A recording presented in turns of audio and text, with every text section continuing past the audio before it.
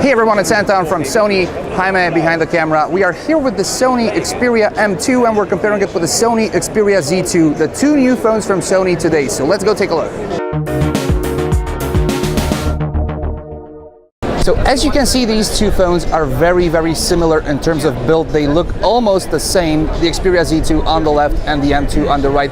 We still have the same sandwiched glass construction, but while the Xperia Z2 is submersible and dustproof, the Xperia M2 does not inherit that.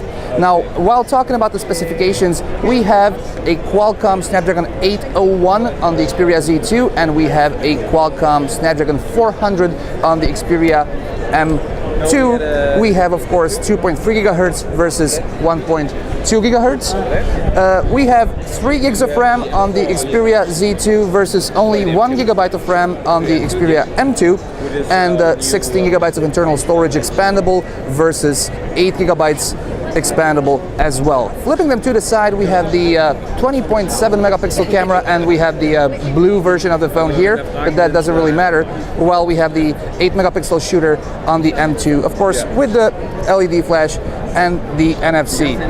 In terms of software, they are both running the same version of Android and, of course, Sony's own proprietary user interface on top of it, with which you are used to probably by now.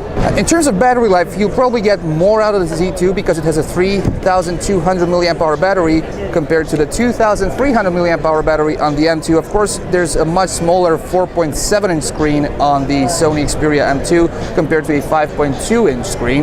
This is a full HD screen, this is a QHD resolution, so it is definitely the lower end between the two, but it sure inherits the good looks and good feel in the hand of the Xperia Z2. That's a pretty quick look. We're gonna thank the Sony guys for lending us the Z2 for this comparison. This has been Anton, Jaime behind the camera. Thank you very much for watching. Stay tuned for more videos from Pocket Now.